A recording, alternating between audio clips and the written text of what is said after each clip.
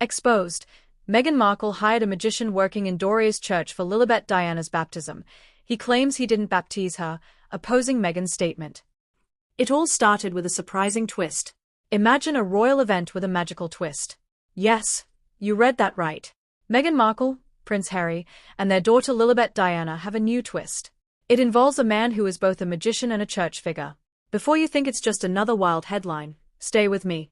Things are about to get very interesting. Meghan Markle recently talked about Lilibet Diana's baptism. But now, someone from Dore Ragland's church claims he was there. He says he never baptized Lilibet. Who is this man, and why is his story so compelling? Let's dive into the details. But remember, what you're about to discover might make you question everything you thought you knew about royal events. Picture a quaint church in Los Angeles, peaceful and unassuming. Enter Reverend John, a man with a dual identity, a magician by trade, and a church member on the side.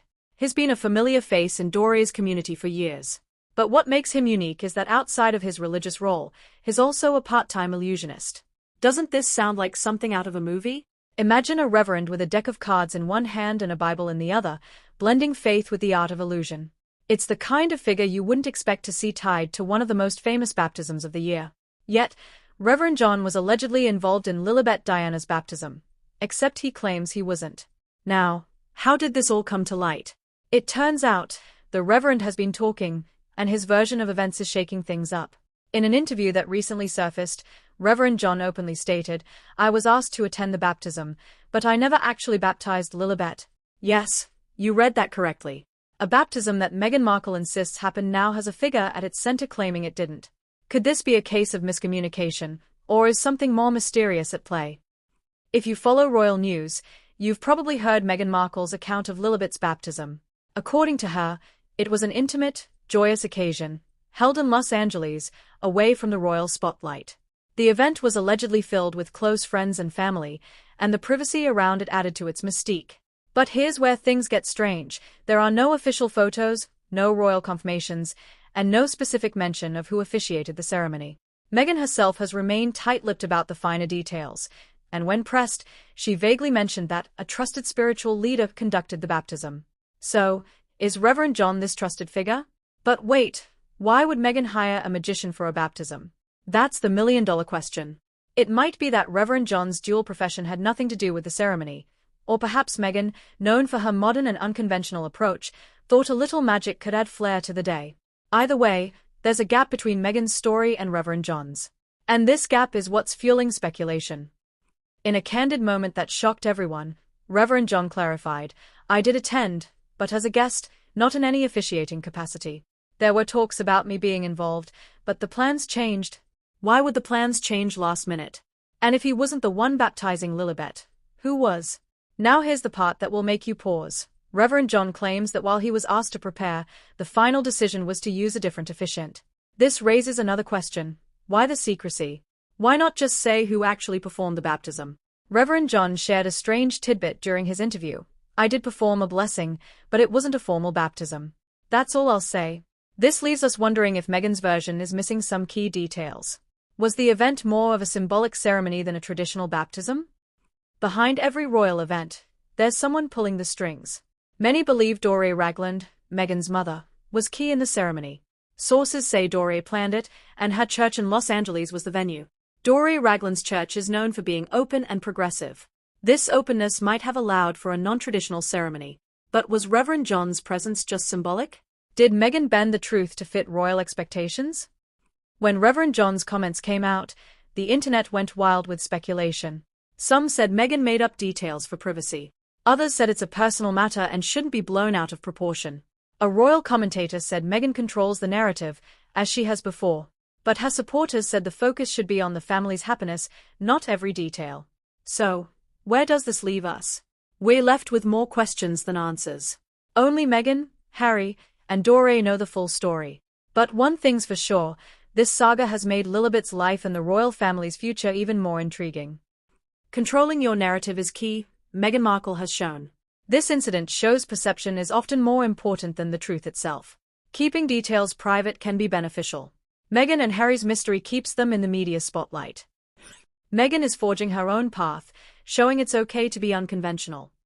We may never know the truth about Lilibet Diana's baptism. Did Meghan hire a magician who stepped back? Did Reverend John have a symbolic role?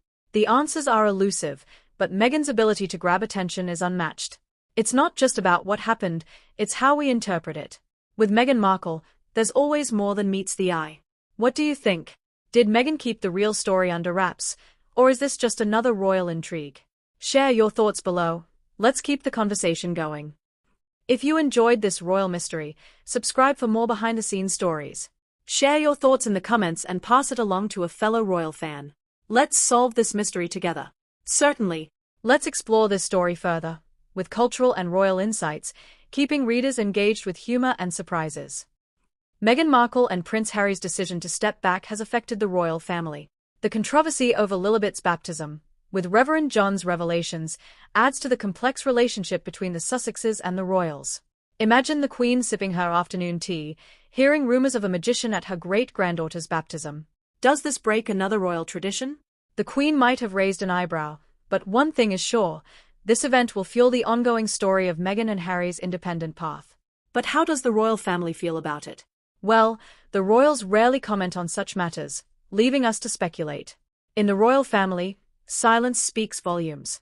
The fact that Buckingham Palace hasn't acknowledged the specifics of Lilibet's baptism might suggest they are aware of the potential for another media frenzy. But could the palace's silence also indicate a quiet disapproval of Meghan's handling of the event? Lilibet Diana's name caused quite the stir when it was announced. Some royal commentators suggested Meghan and Harry naming their daughter after the Queen without permission was another bold move. Add the unconventional baptism to the mix, and you can see how the royal family might be feeling uneasy. Here's a question worth pondering. Could this magician baptism saga be another well-orchestrated PR move? Meghan Markle, after all, is no stranger to the spotlight and has been known to craft her public image with care. The narrative surrounding Lilibet's baptism, with its mysterious twists and the involvement of Reverend John, could have been a strategic play to keep the public invested in the Sussexes' story. Why would they do this? In a world where media attention equals influence, Meghan and Harry have mastered the art of staying relevant. This magician in the church story is just tantalizing enough to keep royal fans hooked, and it's exactly the type of narrative that keeps them in the headlines. After all, in Hollywood and royal circles alike, any publicity is good publicity, right? Imagine Meghan and Harry discussing this behind closed doors, knowing full well that the public's curiosity would lead to endless speculation.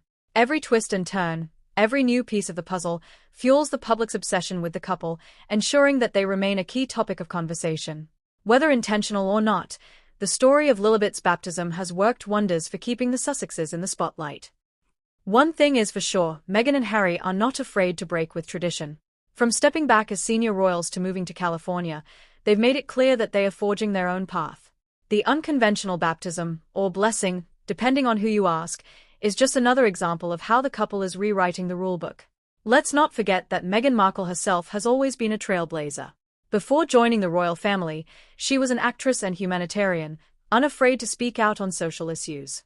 After becoming a duchess, she continued to challenge the norms of royal life, advocating for causes close to her heart and refusing to conform to the expectations placed upon her. In many ways, this magician baptism story is symbolic of the larger narrative surrounding Meghan and Harry. They are not content to play by the old rules, they are creating new ones.